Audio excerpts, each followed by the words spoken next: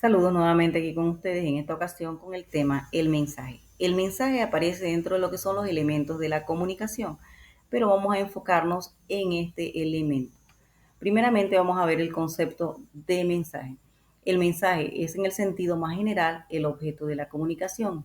Está definido como la información o enunciado verbal que el emisor envía al receptor a través de un canal de comunicación o medio de comunicación determinado. Por ejemplo, el habla o la escritura. Recordemos entonces los elementos de la comunicación. El emisor, que es la persona que emite o codifica el mensaje; el receptor, que es quien recibe o decodifica el mensaje, que es la información que se recibe; el canal, que es la vía por donde viaja el mensaje o se hace llegar; el código, que es el sistema de signos o símbolos; el contexto, que es el espacio o lugar donde se produce la comunicación. Tomando en cuenta los elementos de la comunicación, volvemos entonces al mensaje en sí. El mensaje tiene, dependiendo del emisor, una intención comunicativa, que es el propósito o meta que tiene el emisor para que el mensaje llegue al receptor de la manera que él quiere que se reciba. Cuando se pretende transmitir una información, se debe hacer mediante un mensaje que debe tener ciertas características dependiendo del objetivo con el que se emita. Por ejemplo, si se pretende convencer o disuadir a la persona, cuando tú quieres hacer cambiar de idea a una persona sobre algo de lo que esa persona posiblemente está convencida. Si se pretende informar, cuando solamente queremos dar una información; cuestionar o explicar, si de repente el emisor no está de acuerdo con la información que posee el receptor. Para que el proceso se lleve a cabo de la manera adecuada, es necesario tener clara la idea de transmitir, estructurar la idea y seleccionar las palabras adecuadas para su transmisión; que tanto emisor y receptor posean un código común, mediante el cual el primero codifica y el segundo decodifica. Esto sucede más que nada con el lenguaje verbal o escrito, ya que tanto emisor como receptor deben dominar el mismo código para que pueda haber una comprensión del mensaje. Allí también tenemos que tomar en cuenta que cuando nosotros comunicamos algo, debemos pensar bien las palabras con las que la comunicamos, ya que el receptor puede tener un mensaje equivocado. Continuando con lo que es la intención comunicativa, esta depende del emisor, cómo llegue o con qué intención emita ese mensaje hacia el receptor.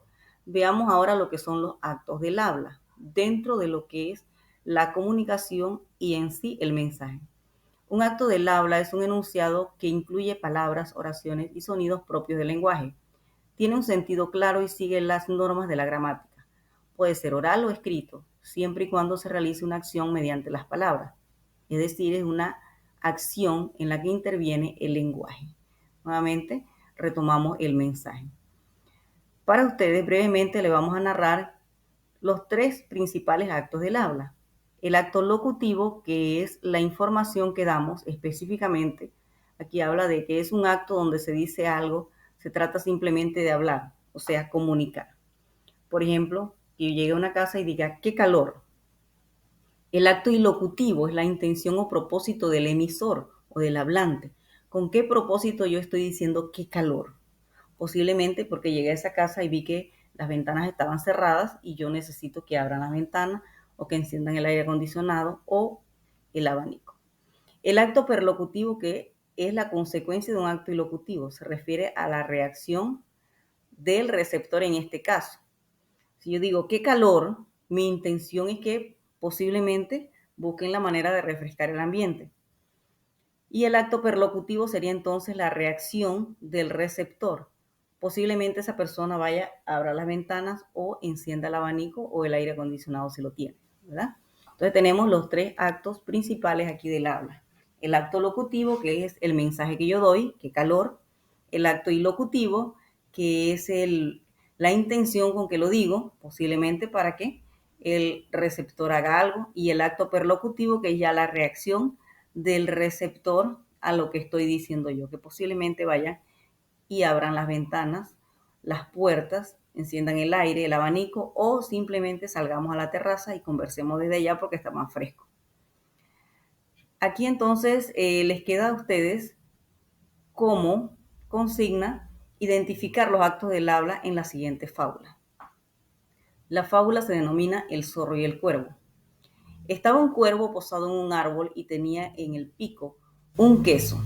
Atraído por el aroma, un zorro que pasaba por allí le dijo: Buenos días, señor cuervo. ¿Qué bello plumaje tienes? Si el canto corresponde a la pluma, tú tienes que ser el ave fénix. Al oír esto, el cuervo se sintió muy halagado y lleno de gozo, y para hacer alarde de su magnífica voz, abrió el pico para cantar, y así dejó caer el queso. El zorro rápidamente lo tomó en el aire y le dijo: Aprenda, señor cuervo, que el adulador vive siempre a costa del que lo escucha, y presta atención a sus dichos. La lección es provechosa, bien vale un queso. Aquí les corresponde a ustedes entonces identificar los 3 actos del habla que vimos anteriormente.